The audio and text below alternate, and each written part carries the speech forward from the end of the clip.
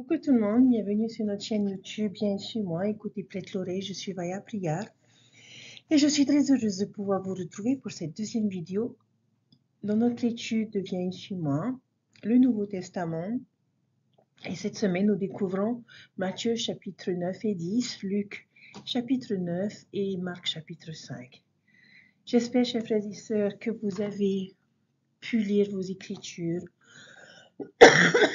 découvrir ces merveilleuses expériences où nous voyons le Sauveur entrer dans l'histoire d'une personne en particulier. Dans notre première vidéo, nous avons vu son intervention dans la vie de Légion, cet homme qui était tourmenté par des démons et que le Sauveur a chassé et qui a retrouvé son bon sens. Et nous avons également vu l'histoire de la femme souffrant d'un problème de sang et qui a été guérie pour avoir touché le vêtement du Sauveur. Chers frères et sœurs, j'aimerais revenir sur cette dernière histoire parce que je l'ai trouvée intéressante parce que c'était une expérience dans une autre expérience. C'était une histoire dans l'histoire d'une autre personne. Et j'aimerais revenir sur quelques détails de ce récit.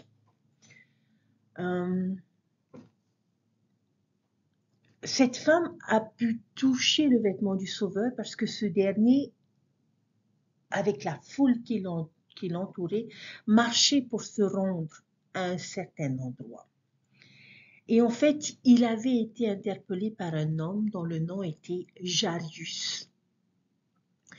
Et Jairus avait sa fille qui était malade, voire mourante. Et cet homme est allé voir le Sauveur et l'a supplié de le suivre afin de se rendre dans sa maison pour qu'il puisse rapidement intervenir pour sauver sa fille. Et j'aimerais un instant que l'on se mette à la place de cet homme. Il était dans une situation urgente. Il va voir le Sauveur et il ne voulait qu'une chose, c'est que le Sauveur puisse rapidement arriver au chevet de sa fille. Mais sur le chemin, il y avait cette foule qui entourait et qui rendait probablement le chemin difficile pour le Sauveur de se frayer. Mais cette situation urgente a aussi été interrompue par ce geste de foi de cette femme.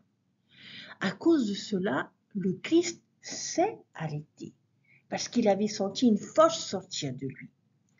Pouvez-vous imaginer quelle aurait pu être la réaction de Jairus qui était dans cette situation urgente et qui désirait que cela aille beaucoup plus vite? Je pense sincèrement que cette histoire dans une autre histoire n'est pas anodine et que cela a pu être un moment d'enseignement pour Jairus, pour que le miracle concernant sa fille soit possible. Il avait besoin d'apprendre ce qui était nécessaire pour obtenir ce qu'il désirait.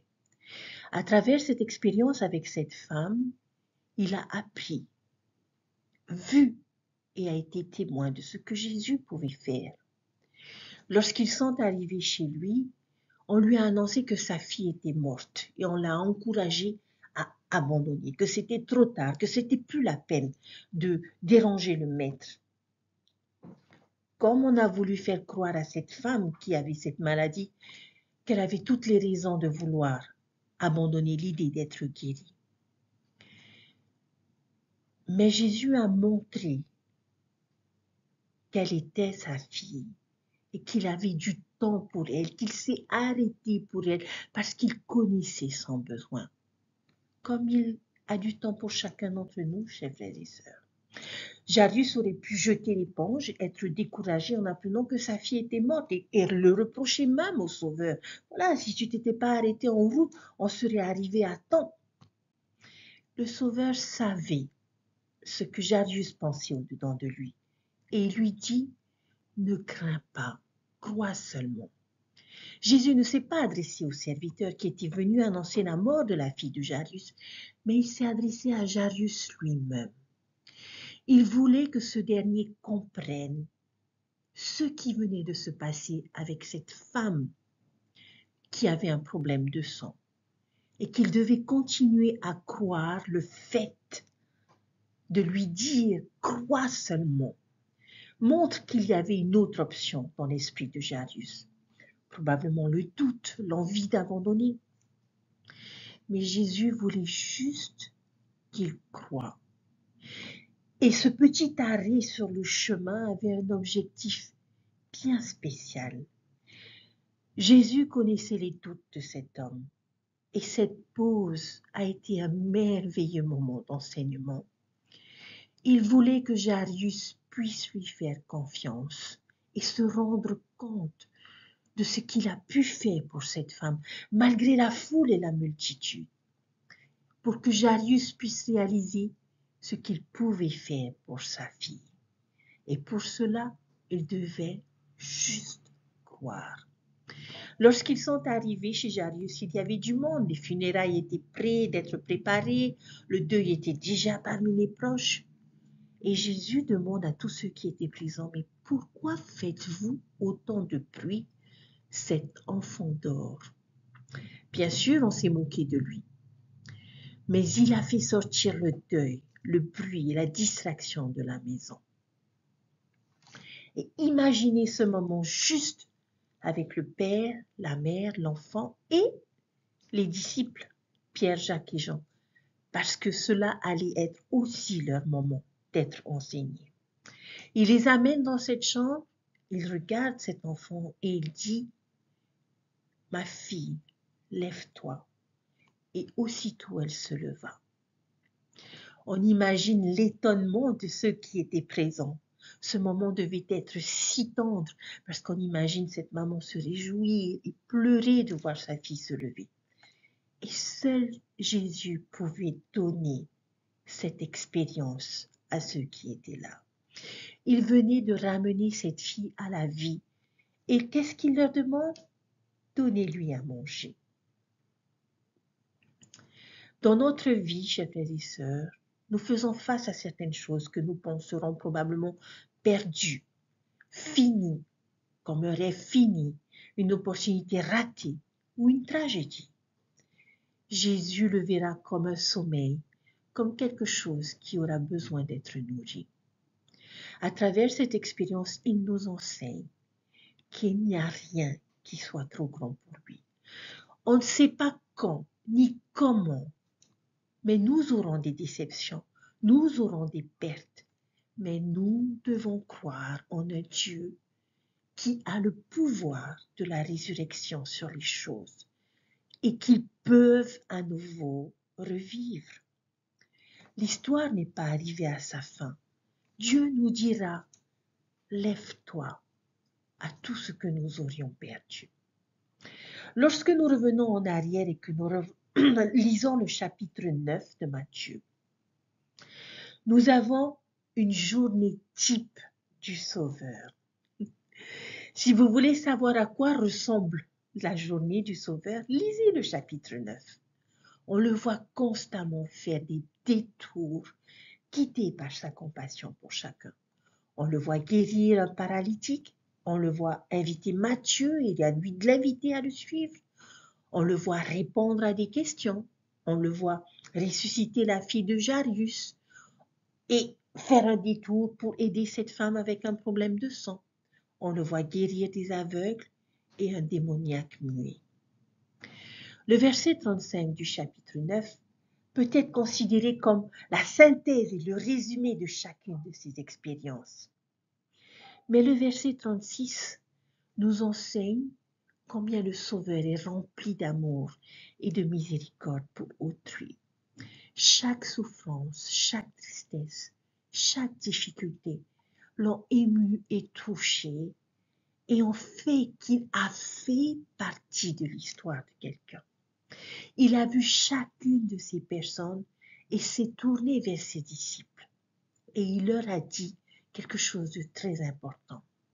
Il leur a fait savoir qu'il y avait beaucoup de personnes qui souffrent, qui sont tristes, mais qu'il n'y avait pas assez de disciples. Au verset 38, il leur dit qu'il y avait du travail. Et le Sauveur va inviter ses disciples à prier avec lui pour que le Seigneur envoie les ouvriers pour la moisson, à prier pour plus d'ouvriers. Pour chacune de ces expériences, il a été suivi et accompagné par ses disciples. Et ce fut probablement pour eux de très belles formations. Le chapitre 10 de Matthieu nous enseigne ce que signifie être un véritable disciple du Christ. Pour Matthieu, dans le chapitre 10, ce chapitre raconte l'appel du Sauveur aux 12 apôtres parce que le champ était prêt à la moisson. Et il leur enseigne la charge qu'il leur a confiée de répandre son évangile dans le monde. Il leur donne dans le chapitre 10 des instructions sur la façon dont cela devait être fait. Je pense sincèrement, chers frères et sœurs, et je vous invite à lire ce chapitre parce que ces versets peuvent nous être utiles, parce que nous aussi, nous sommes des disciples du Sauveur de Jésus-Christ et nous sommes chargés de prêcher son évangile. C'est donc un grand chapitre pour quiconque aspire à faire du travail missionnaire dans le royaume, que ce soit à plein temps ou que ce soit en tant que membre missionnaire. Dans le chapitre 10, au verset 1, on nous dit « Puis, ayant appelé ses 12 disciples, il leur donna le pouvoir de chasser les esprits impurs et de guérir toute maladie et toute infirmité. » Rappelez-vous, chers frères et sœurs, que Dieu vous a donné le pouvoir d'aider les personnes physiquement et spirituellement. Le Sauveur donne à ses témoins le pouvoir sur tout ce qui est impur et pour guérir toute manière, de tout genre de maladies. Et cela inclurait les maladies spirituelles, émotionnelles, relationnelles, financières, sociales et même physiques. Au verset 8, toujours dans le chapitre 10, il dit « Guérissez les malades, ressuscitez les morts, purifiez les lépreux, chassez les démons. Vous avez reçu gratuitement, donnez gratuitement. Soyons prêts à donner gratuitement à quiconque le don de l'évangile que nous avons reçu. Nous devons nous rappeler que Dieu invite chacun à venir à lui. Nous avons eu la chance d'avoir été bénis avec le fruit de l'arbre de vie et par conséquent, nous devons faire un effort pour donner ce fruit aux autres. Dans les versets 9 et 10 du chapitre 10, ne prenez ni or, ni argent, ni monnaie dans vos ceintures, ni sac pour le voyage, ni de tunique, ni sandales, ni bâton, car l'ouvrier mérite sa nourriture. Ces versets nous enseignent, chers frères et sœurs, que nous pouvons compter sur le Seigneur et oublier nos besoins et nos préoccupations mondaines. Maintenant, je ne crois pas que nous vivions littéralement cette instruction comme il le faisait à l'époque, mais le principe sur lequel il est basé est, je pense, toujours vrai. Pour pouvoir faire l'œuvre de Dieu, nous allons devoir compter sur notre Sauveur et mettre nos préoccupations physiques et mondaines derrière nous. Je crois que cela est particulièrement vrai en ce qui concerne le service missionnaire, où nous voyons nos missionnaires pendant 2 ans abandonner toutes ces choses pour se concentrer sur le Sauveur. Nous nous concentrons davantage sur l'éternel que sur le temporel, sur le spirituel, que sur le matériel.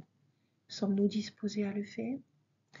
Le verset 16 du chapitre 10 nous dit « Voici, je vous envoie comme des brebis au milieu des loups. Soyez donc prudents comme les serpents et simples comme les colombes. » Soyez prudents et simples, mais doux et non menaçants. C'est une excellente façon de décrire l'approche missionnaire idéale. Être sage, pragmatique, vigilant, étudier et se préparer aux questions. Apprendre les meilleures façons de, de discuter, de partager avec les gens, mais en même temps, être complètement authentique et sincère dans nos motivations.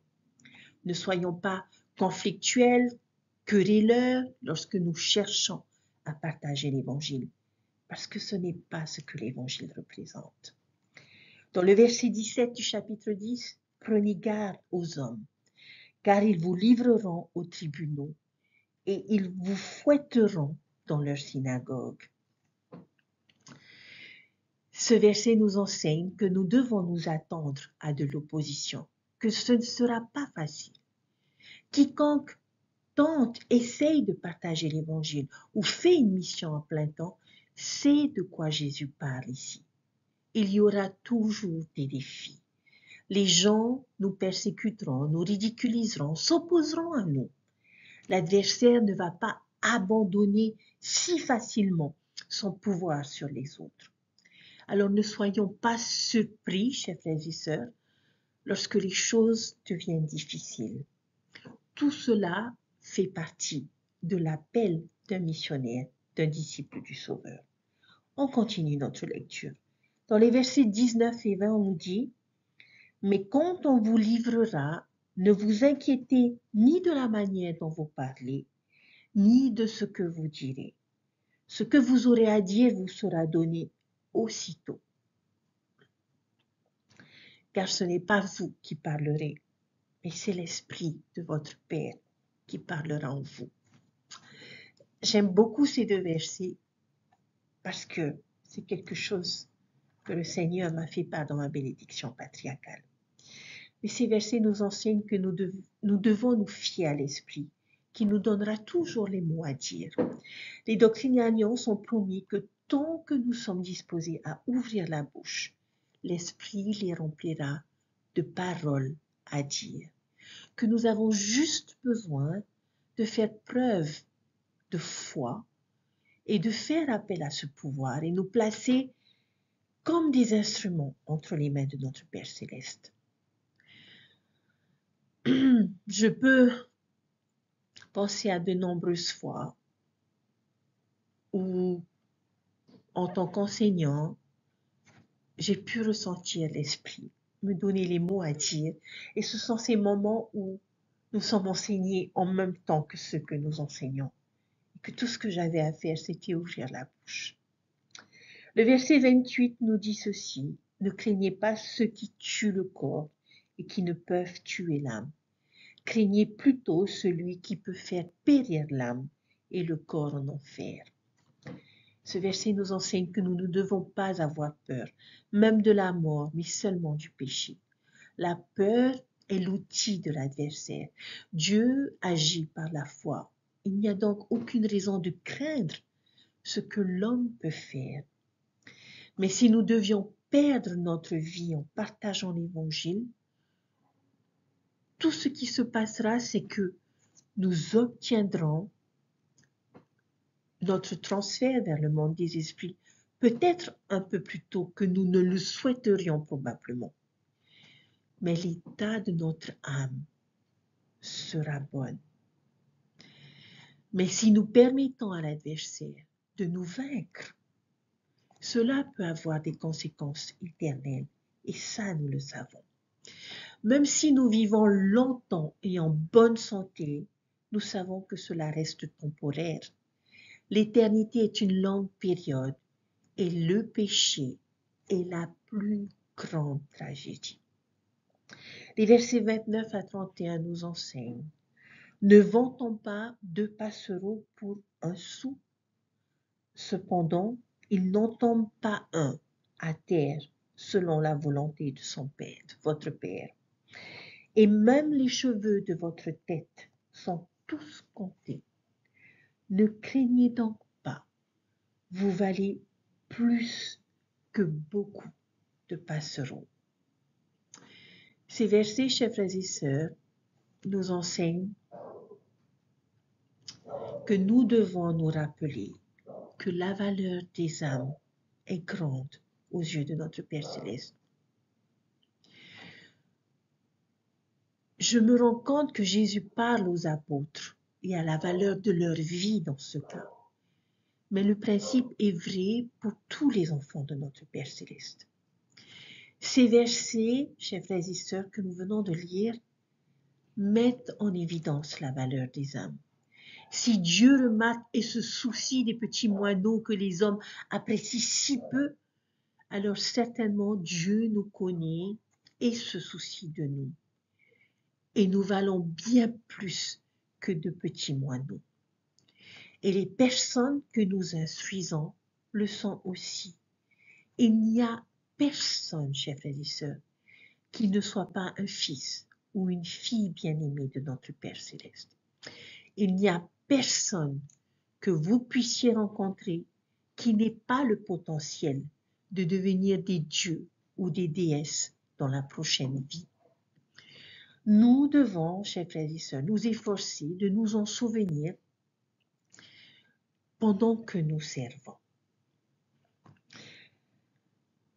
Le verset 40 du chapitre 10 nous dit « Celui qui vous reçoit me reçoit, et celui qui me reçoit reçoit celui qui m'a envoyé. »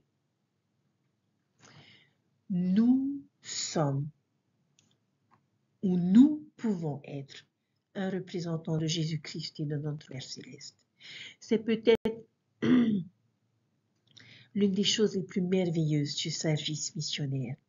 C'est l'une des choses les plus chrétiennes que nous puissions faire.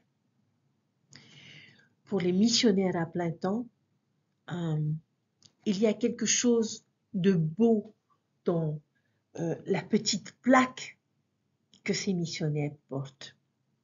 Nulle part sur cette étiquette, nous ne trouvons notre propre nom. Nous n'appelons pas un missionnaire par son prénom, mais nous l'appelons par frère un tel.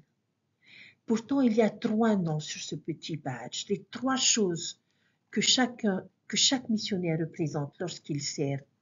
Quels sont ces noms? Ces missionnaires représentent notre famille, notre Église et Jésus-Christ. Et ce sont les noms que nous y trouvons. Et comme il est intéressant et rafraîchissant de ne pas être concentré sur nous pendant notre service, mais complètement sur les autres. C'est ce que le Christ a passé sa vie à faire.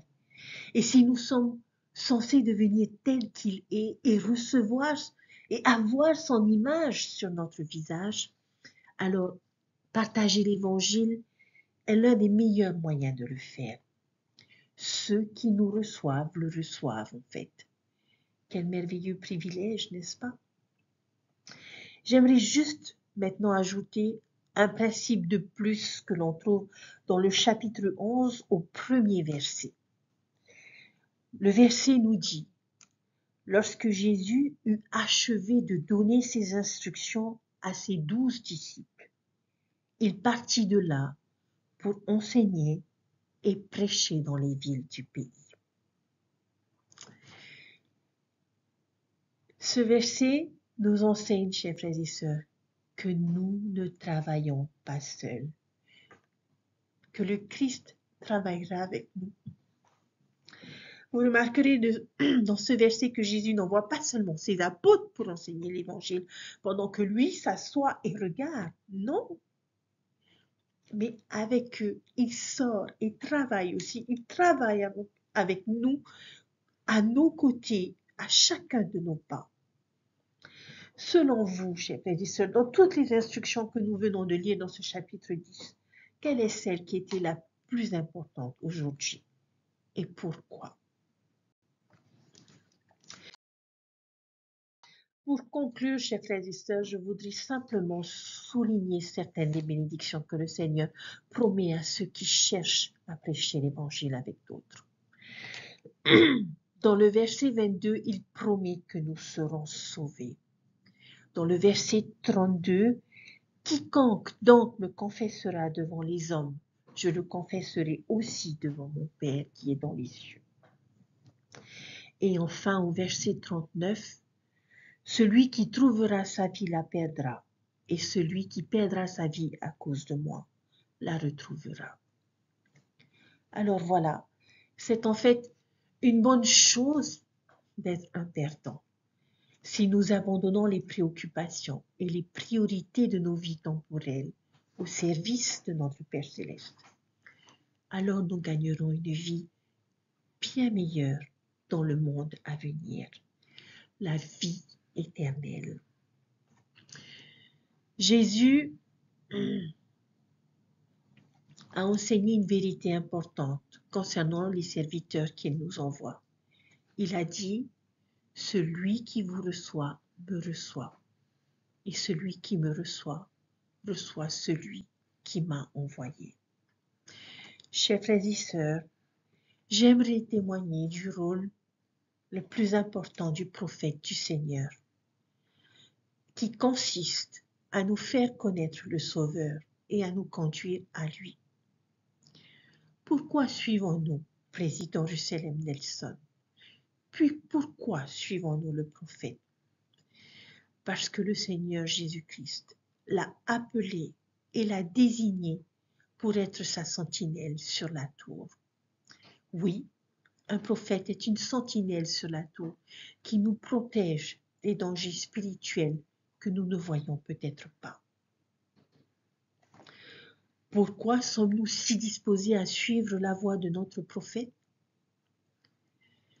Pour les personnes qui recherchent diligemment la vie éternelle, chers frères et sœurs, la voie du prophète apporte la sécurité spirituelle dans un monde très agité. Ancrer notre âme au Seigneur Jésus-Christ nécessite que nous écoutions les personnes qu'il envoie. Suivre le prophète dans un monde de tumulte, c'est comme être enveloppé dans une couverture chaude et douillette pendant un jour d'hiver et de froid glacial. Un prophète ne se tiendra jamais entre nous et le Sauveur, mais il se tient à côté de nous et indique le chemin qui mène à lui. La plus grande responsabilité d'un prophète et le plus grand cadeau qu'il nous fait sont son témoignage sûr, sa connaissance certaine que Jésus est le Christ. Comme Pierre jadis, notre prophète, a déclaré, il est le Christ, le Fils du Dieu vivant. Chers frères et sœurs, j'espère que nous nous préparons pour notre conférence générale et que nous nous préparons à entendre les disciples de notre Sauveur. Lorsque nous réfléchirons à notre vie dans la condition mortelle, nous nous réjouirons d'avoir vécu sur terre à l'époque d'un prophète vivant.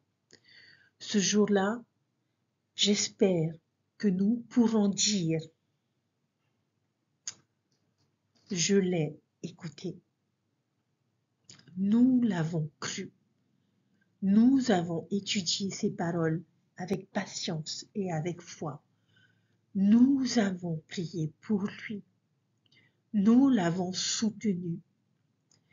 Que nous avons été suffisamment humbles pour suivre le prophète. Et surtout, que nous l'avons aimé. Chers frères et sœurs, le nom de la semaine de Jésus est compassion. Il est compassion. Il est rempli d'amour et de miséricorde pour autrui, pour tous.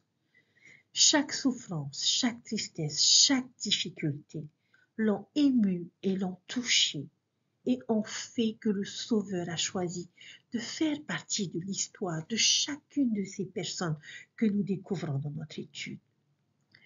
Tout comme il a appelé ses disciples à la moisson, nous sommes appelés à être son ouvrier. Puissions-nous être remplis de cette même compassion dans nos journées bien remplies, bien chargées. Puissions-nous, comme le Sauveur, être disposés à faire des détours nécessaires pour bénir la vie d'une personne. Notre œuvre est juste de nous saisir de toute opportunité pour aider autrui. Oui, nous avons nos occupations, nous avons nos responsabilités, mais puissions-nous avoir le désir, chers frères et sœurs, d'être la réponse à la prière du Christ qui a été faite ce jour-là, il y a plus de 2000 ans. Je nous invite, chacun d'entre nous, à prévoir cette semaine un petit moment dans nos journées bien remplies pour faire preuve de compassion pour une personne et à nous demander qui a besoin de moi. Permettons de donner un moment au Seigneur de nous utiliser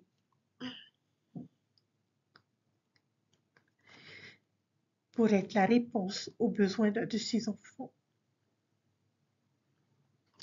Et je sais que Dieu mettra une personne sur notre chemin si nous sommes disposés à faire un détour guidés par notre compassion. Et je sais que ces petits détours dans nos vies chargées que nous serons disposés à faire pour nous asseoir à côté d'une personne qui aura besoin peut-être d'un vêtement ou pour nous arrêter et rappeler à une personne qui elle est vraiment ou pour donner de l'espoir à une personne en lui rappelant ce que Jésus peut faire pour elle. Oui, chers frères et sœurs, je sais que ces détours nous apporteront davantage de bénédictions et de compréhension de ce que Dieu attend de nous. Il vit et il a besoin de chacun de nous. La question que nous devons nous poser, chers frères et sœurs, serons-nous là? Je vous témoigne que c'est son œuvre et que Jésus-Christ est à la tête de cette œuvre, mais qu'il n'est pas là juste pour la diriger, mais qu'il nous accompagne dans chacun de nos efforts, dans chaque pas que nous faisons pour accomplir son œuvre. Je prie que nous soyons aujourd'hui une réponse à la prière que Christ et ses disciples ont fait pour que le Seigneur envoie davantage d'ouvriers sur terre. Et je prie que nous soyons cet ouvrier et que par nos actes d'amour et de compassion, nous puissions permettre à des personnes de vivre leur expérience personnelle avec le Sauveur.